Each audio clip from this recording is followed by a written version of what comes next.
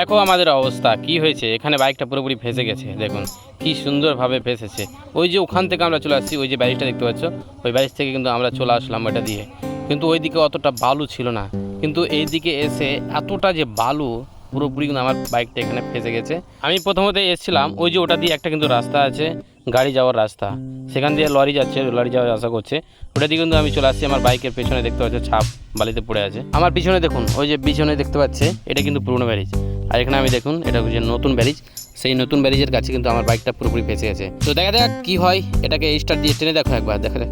এই যে টানার চেষ্টা করছে, ওয়াও ওয়াও ওয়াও, যাচ্ছে তো যাচ্ছে তো, আরও যাবে, এগিয়ে গেল। ও তুমি সরে যাও এখান থেকে, আমাকে একবার দাও, আমি এবার ট্রাই করে দেখি কি হয়, কি অবস্থা। দেখা যাক কি হয়। এই তো যাচ্ছে, তো যাবে, চলে যাবে, এই তো বোধহয় ফেসে যাবো। ও গাড়ি চলে গেছে, তো অনেকটা এগিয়ে গেছে। আমি প্রথম দিকে কিন্তু চেষ্টা করেছিলাম, কিন্তু যাচ্ছিল না। এখন দেখছি তো ভালোই এগিয়ে গেল অনেকটা। আসো আসো, সামনের দিকে এগিয়ে আসো, দেখি যে কী হয়। আমরা সামনের দিকে যেয়ে দেখবো, দেখা যাক কী হয়। এই মুহূর্তে এখন যা পরিস্থিতি, আর বোধহয় বাইক আমার ফাঁসবে না, কারণ আমি অনেকটা এগিয়ে চলে আসতে পেরেছি। আর দেখা যাক সামনের দিকে কি হয়। তো আমরা এখন সামনের দিকে এগিয়ে যাব, তুমি রেডি থাকো। যাচ্ছে তো, আরও যাবে, এই তো বোধহয় ফেসে গেলাম।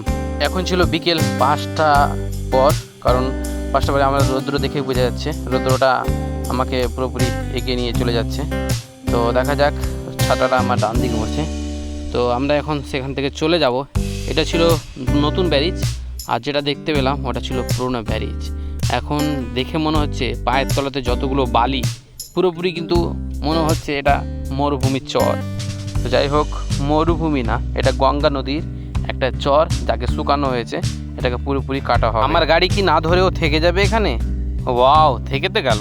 কি ম্যাজিক, কি সুন্দর ম্যাজিক। দেখা যাক, দেখাও নিচেরটা, দেখো নিচেরটা, দেখো দেখি, দেখাও দেখি। এই যে দেখো, পুরোটা কিন্তু গদে গেছে বালুতে। আর কি সুন্দরভাবে দেখো, কোনো স্টাম্প নাই, কোনো কিছু নাই, তবুও কিন্তু গাড়ি এখানে আপনার নিজে থেকে দাঁড়িয়ে গেছে। দেখো কতটা গদেছে।